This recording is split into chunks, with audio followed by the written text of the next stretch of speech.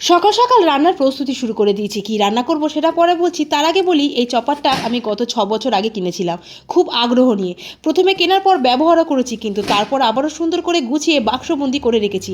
গতকাল ছোট সাহেব সেটা বার করে আমাকে বলছে, শুধু শুধু এগুলো তুলে রেখে কি হবে, কাজে লাগাও। তাই ওর কথা মতো আজ থেকে আবারও ব্যবহার শুরু করলাম।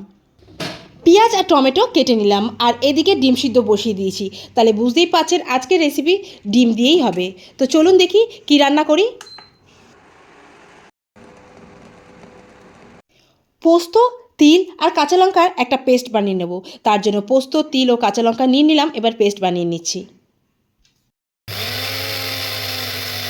প্রথমে তিল আর পোস্ত শুকনো করে গুঁড়িয়ে নিয়ে জল দিয়ে আবারও পেস্ট বানিয়ে নিলাম। আজকে বানাবো ডিম ভাপা, তবে আমি যেমনভাবে বানাই সেভাবে আজ বানাবো না, একটু অন্যরকমভাবে বানাবো। জানি না কেমন খেতে হবে। যে টিফিন কৌটোতে ভাপা বানাবো সেটা নিয়ে নিলাম। ওর মধ্যে দিলাম পোস্ত, তিল, কাঁচা লঙ্কা বাটা, সাথে বাটি ধোয়া জলটাও দিতে কিন্তু ভুললাম না। ফেটিয়ে রাখা টক দই, কাশ্মীরি লঙ্কার গুঁড়ো, হলুদ, নুন, সামান্য চিনি মিশিয়ে নিলাম ওই মিশ্রণের মধ্যে।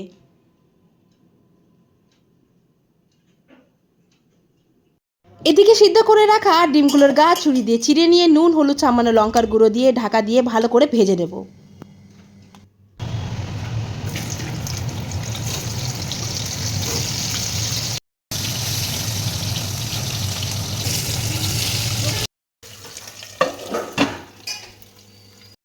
ভাজা হয়ে গেলে ডিমগুলো টিফিন কৌটোর মধ্যে ঢেলে দিলাম।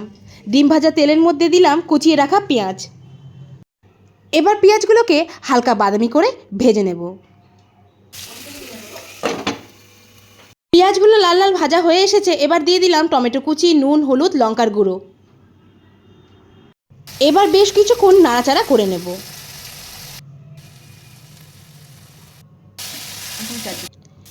এই যে মশলা তৈরি। এবার এই পেঁয়াজের মশলাটা ডিমের মধ্যে দিয়ে দিলাম। এবার ভালো করে মশলাটা মিশিয়ে নিচ্ছি। কড়াইতে জল দিয়ে একটা স্ট্যান্ড বসিয়ে ওর ওপর টিফিন কৌটোটা বসিয়ে দিলাম। ভাপাও তৈরি হয়ে গেল। তবে কেমন খেতে হয়েছে অবশ্যই পরের ভিডিও নিয়ে খুব শীঘ্রই আসছি।